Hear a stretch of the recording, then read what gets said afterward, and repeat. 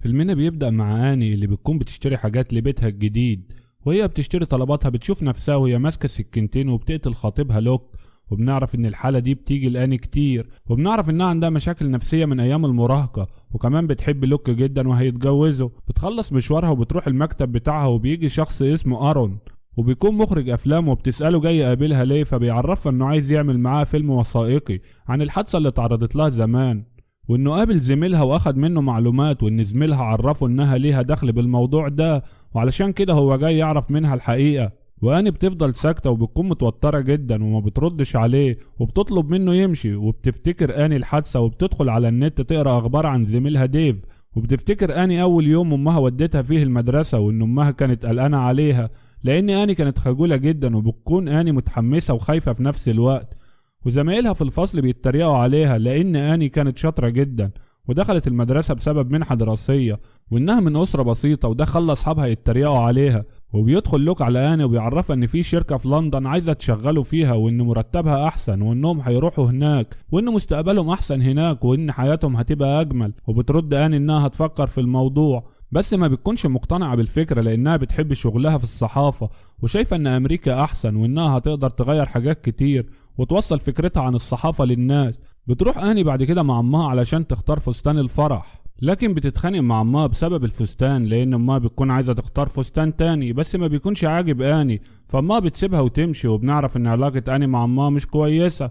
بعدها ارون بيتصل باني وبيطلب يقابلها علشان يتكلم معاها، وبتوافق اني انها تقابله وتحكي له عن حادثة المدرسة.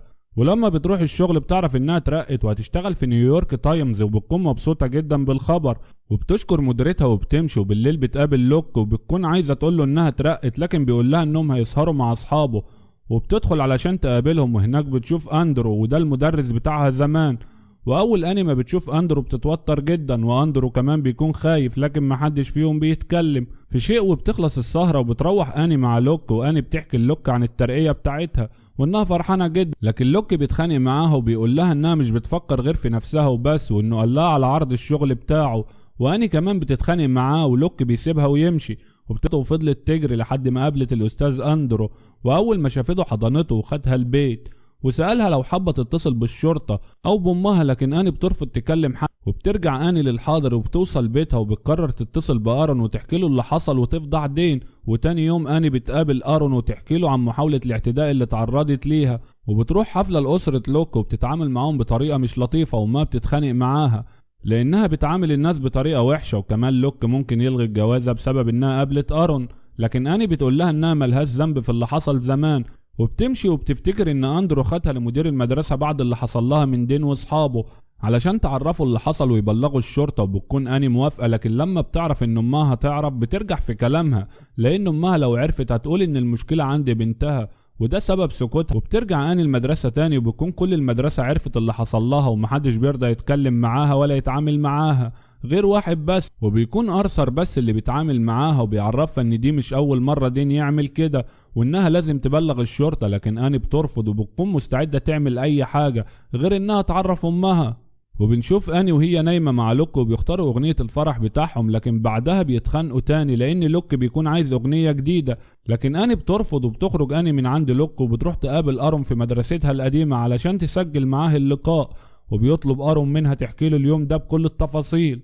وبتحكي اني اللي حصل، وبتقول له انهم كانوا في مطعم المدرسة اللي فيه بيقول انها ساعدت ارثر في اللي عمله. واني بتحكي القصة بيدخل عليهم دين اللي بيكون قاعد على كرسي متحرك، واني لما بتشوفه بتمشي وبتروح للوك وبتقول له انها مستعدة تسافر معاه، وبيفرح جدا. وتاني يوم بتروح اني الشغل، وبتكون عايزة تحكي اللي حصل لها زمان وتنشره، وبتحكي القصة للمديرة قبل ما تنشرها، وبتتأثر المديرة وبتقول لها تحكي اكتر عن الفترة دي وما تخافش من شخص. وكلام المديرة بيشجع اني تنشر القصة. وبتروح لدين وبتسأله ليه قال انها ضربت عليه نار، وبيقول لها انه كان صغير ومش فاهم حاجة، وانه مستعد يعترف بالحقيقة، لكن مش هيعترف انه عمل معاه علاقة لانه متجوز حاليا. وبتمشي اني وبتطلع تليفونها، وبنعرف انها كانت بتسجل لدين، وبتنشر القصة ومعاها التسجيل. وبيكون يوم النشر يوم فرحها، والموضوع بيضايق لوك، وبيقول لها انه كان فاكر انها تخطط الموضوع ده، لكن اني بتزعقله وبتعرفه انها مرت بحاجات صعبة كتير، وانها كانت عايزاه يساعدها وهو ما كانش بيعمل كده. وانها مش هتكمل حياتها معاه. وبعد كام يوم بنلاقي بنات كتير حكوا اللي حصل ليهم، وبكده اني بتكون وصلت لهدفها وبقت مش خايفة من الماضي في شيء، وبقت قادرة انها تواجه العالم. واني بتوجه رسالتها لكل الاشخاص اللي بيتعرضوا للتنمر او المضايقة انه ما يسكتش عن حقه. ولحد هنا بينتهي فيلمنا. لو حابب تشوفنا تاني اعمل اشتراك في القناة وما تنساش تعمل لايك للفيديو، واشوفكم الفيلم الجاي. سلام يا قمر.